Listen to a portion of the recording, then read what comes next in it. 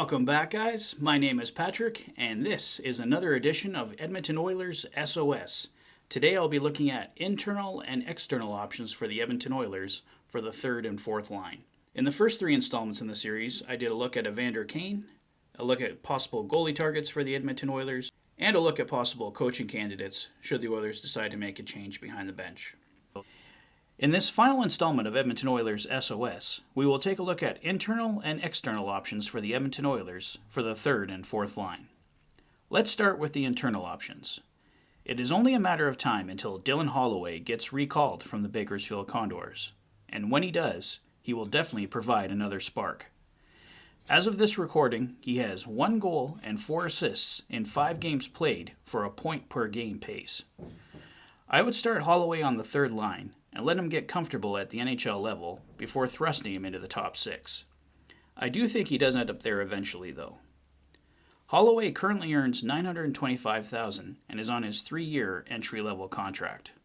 Another internal target I could see joining the bottom 6 is Brad Malone. On January 21st, it was reported that the Oilers were going to sign Malone to an NHL contract and bring him up to play in the bottom 6. Malone was dealing with COVID issues at the time that ultimately prevented the signing, but it may be something the Oilers look to pursue in the near future. Malone currently has 22 points in 24 games and could slot in at center or left wing for the Oilers. He has NHL experience already suiting up for Colorado, Carolina, and Edmonton. Malone would be signed to a league minimum $750,000 one-year contract. Another potential call-up I could see for the Oilers is Cooper Marody. Marody has 13 goals and 17 assists for 30 points in 28 games played this season for the Bakersfield Condors. He spent limited time already in Edmonton and could slot in at center or right wing for the Oilers. Ryan McLeod, Tyler Benson, and Cooper Marody formed a solid line for the Condors when they were together in Bakersfield.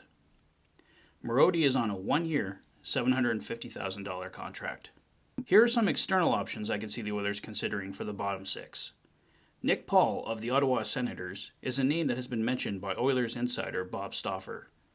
Paul has 8 goals and 3 assists for 11 points in 38 games played this season. Coming in at 6'4" and 229 pounds, he would bring some much-needed size and toughness. He would slot in at center or left wing for the Oilers. He's currently making $1.35 million on a 1-year contract. Nathan Bastian is another name that has been brought up by Bob Stauffer. Bastian has 9 goals and 2 assists for 11 points in 37 games played so far this season, split between the Seattle Kraken and New Jersey Devils. At 6'4" and 205 pounds, he's another player that brings size to the bottom 6. He would slot in at center or right wing for the Oilers, and he's currently making $825,000 on a 2-year contract.